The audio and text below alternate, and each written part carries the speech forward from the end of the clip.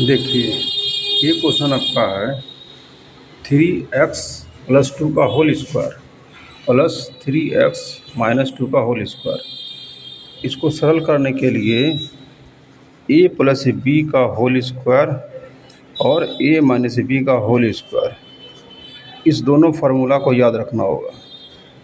a plus b का whole square होता है a square plus 2ab plus b square.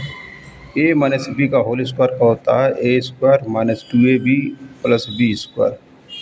अब यहाँ देखिए 3x+2 का होल स्क्वायर है, 3x+2 का होल स्क्वायर है, और यहाँ दिया है 3x-2 का होल स्क्वायर,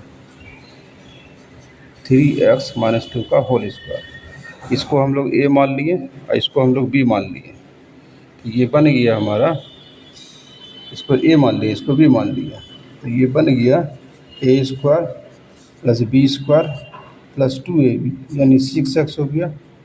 फिर इसको a इसको b मान लिए, तो a square plus b square minus 2ab, 6x ये हो गया, ये 6x ये 6x कट गया प्लस माइनस से, 9 प्लस 9 ये 18x स्क्वायर हो गया, अब प्लस 4 हो गया 8 यानी आंसर नंबर हो गया बी।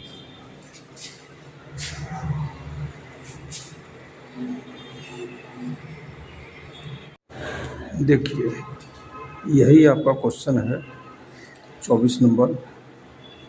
इसमें पूछा जा रहा है कि y का मान ज्ञात करें और दिया हुआ है 25, 11, 24 और 13 में से प्रत्येक में x जोड़ा जाता है, तो इसी क्रम में प्राप्त संख्याएं समानुपाती हो जाती है।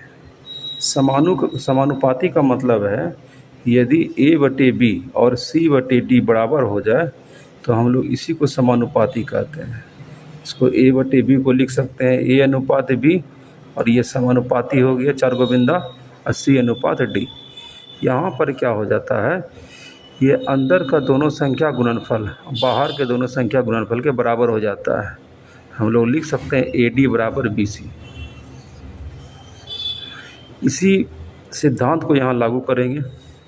यहाँ 25 में x जोड़ा जाता है, 11 में x जोड़ा जाता है, तो ये बन जाएगा 25 प्लस x बटे 11 प्लस x, और ये समानुपाती है तो बराबर दे सकते हैं 34 प्लस x बटे 13 प्लस x।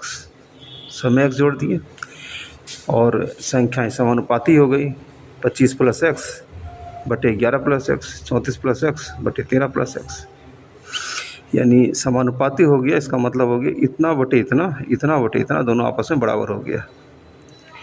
अब इससे आगे बढ़ते हैं, इसको इससे गुना करेंगे, इसको इससे गुना करेंगे, तो ये 13 प्लस x चल जाएगा 25 प्लस x के बगल में, 25 प्लस x गुना 13 प्लस x, और ये हो गया 34 प्लस x गुना 11 प्लस x, ये हो गया। अब इसको हम गुना करते हैं आपस में, 25 दिए 75 के 5 50 7, 25 से 7 हो गया 32, फिर ये हो गया, यहाँ हो गया 25x, यहाँ हो गया 13x, दोनों को यदि x वाले को जोड़ देते हैं तो ये हो गया 38x, और ये दोनों गुना करेंगे बन जाएगा x स्क्वायर बराबर 34 को 11 से गुना करेंगे, ये बन जाएगा 473, इतना x हो गया, प्लस सेम वही 34x और 11x को जोड़ देते हैं, तो ये 5 हो गया ये, और 3 1 4 45x हो गया, और फिर x इंटू x स्क्वायर हो गया, ये x स्क्वायर ये x स्क्वायर कैंसिल हो गया। अब x वाले टर्म को एक तरफ ले जाते हैं, तो ये 45x की तरफ 38 ले जाते हैं, तो ये हमारा हो जाता है 15 में से 8 गया 7 हो गया, और ये 3 से 3 गया ख़त्म, ये 374 है, 374 है, ये तो इसमें तो x नहीं है ना, 374 है, यहाँ है 325। इसको यदि हम लोग इस तरफ लाते हैं तो ये हो जाता है मेरा 325 माइनस 374, ये हो गया, तो x इक्वल टू हो गया, इसमें से माइनस कर देते हैं, 14 में से 5 गया 9, और ये हो गया 6 में से 2 गया 4, माइनस 49/7, 7×7 = 49 माइनस 7 आ गया। -7 एक्स का वैल्यू आ गया और हमको यहाँ दिया हुआ है 9x अनुपात y समानुपात y अनुपात 8x-7। अब अंदर का दोनों का गुणनफल हो जाता है y² इक्वल टू यहाँ हो गया 9x, यहाँ हो गया 8x-7। इसमें यदि हम -7 रखते हैं x का वैल्यू तो 9 सत्ती 63 हो गया। यहाँ माइनस रखते हैं तो 8 सत्ती 56 हो गया, माइनस में -7। इसको जोड़ते हैं तो -63, यहाँ से आ रहा है